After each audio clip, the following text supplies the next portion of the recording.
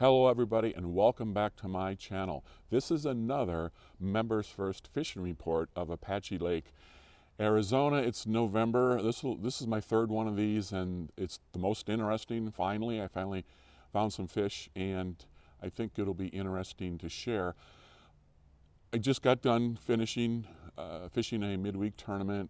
Took fourth place with just a little over 14 pounds. I took 17 and a half plus a little over 17 and a half to win, which was understandable. 16 and a half was second, 15 and a half was third, and then we were fourth with 14, a little bit 14.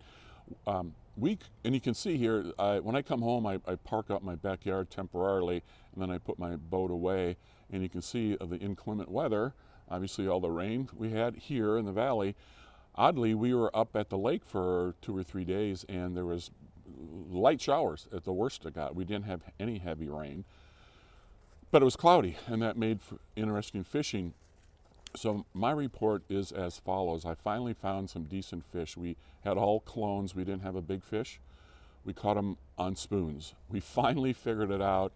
And the reason we figured it out, my partner and I, Nathan Firno, we were fishing a point down by the dam at Apache Lake and it was dead calm, flat glass, cloudy, and we're scratching our head because we couldn't get these fish to bite on this point. There's a load of the fish and threw drop shot at them. Nothing worked. All of a sudden we noticed out 100 yards off, or not 100 yards, probably 50 yards off, like fish busting shad. And we're like, hey, look at that. I know what to do. So we chased them down and we tied on spoons right away so we can make super long casts to hit them when they were busting. And then that worked. We caught some almost right away as soon as we could get on them. I mean, they were small groups, not giant groups. But then we were using our forward-facing sonar and we're like, oh, look at all those fish underneath this ball of shad that's 10 feet below us.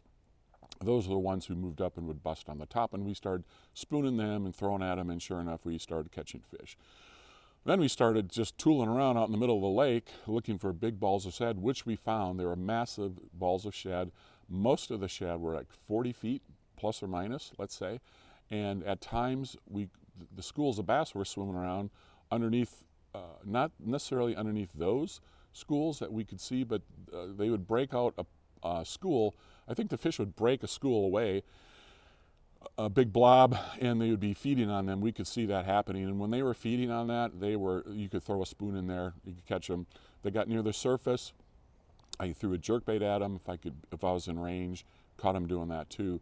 The spoons were the most effective just because a lot of times the fish then would drop from the surface down to 10 to 15 to 20, 25 feet, and we could keep spooning them, and that's what worked for us.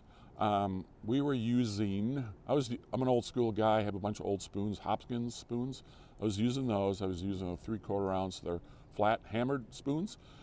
My partner Nathan, he was using, I found them, they were 6-cent spoons and they're about 2.5 inches long.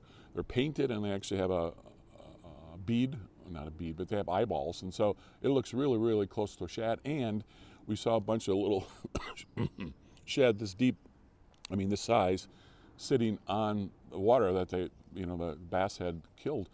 So his bait was really a nice match. My bait was a little bigger. We both caught him. I then switched later when it got more cloudy to a white one, a painted white one, and mine was about maybe 1.25 inches long, let's say. Anyway, they both worked.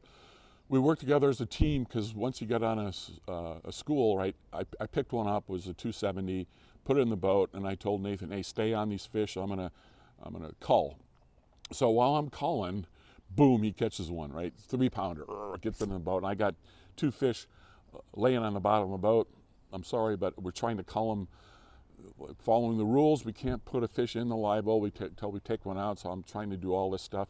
And then get one in, get the next one in, and I go, hey, you keep fishing, Nathan. I need to fizz these fish because they were kind of deep. And boom, he catches another 7 3/4. I'm sorry, 7. I wish 2 3/4, and so on and so forth. We ended up culling everything we had, and we culled a couple times to get to our 14 pounds. But it was kind of fun. It was neat. Then the wind picked up, and it became much harder to chase after those fish. And I don't know, I think that changed the bite. I think they bit right as the wind what the little storm front, which just drizzled on us mostly, was coming through, and that's when they really triggered. Now, will this bite continue? I think it will. It's November. It can also catch spoonfish. As a matter of fact, I don't understand why I hadn't just concentrated on spooning. This time of year, we know it works. I think it'll continue to work for quite a while. You just got to find those big schools of shad, and then you got to take your time and look for the bass underneath them, feeding on them, things of that nature. Probably nothing new for the guys who are awesome scopers who spend all their time actually driving around looking for fish, and then they stop and fish. It's about the same thing, what's going on. Other patterns did hold up. People were jerk baiting some fish. Drop shot worked, you know, and things like that. So, but it wasn't hot and heavy. I don't know exactly where others might have caught a bunch of fish like we did. We were definitely on a pile. I know first place caught a bunch of fish in the same area, including a 6-pounder for spooning a larger spoon. So there you have it. Right now, I would suggest that spooning is a great way to fish for at least the next week or two. I don't know. We'll know more after the November Big Super Championship. I'm sorry, December 5th, I believe. A week away, 10 days away, whatever it is. Whatever happens up there, those guys will be on them, I'm sure, and we'll see what happens. But I'll bet you spooning will be a part of that situation, and some of the higher placing teams will be spooning. Pretty sure about that because it's happening right now, and I don't think that's going to change. Anyway, thanks for watching. Like and subscribe. Also, if you don't mind, go ahead and join, become a member. It's $1.99 a month. It's not going to kill you, and you're going to get all this information as best I can deliver in a timely fashion. Be free out there. We're Americans. We deserve to be free.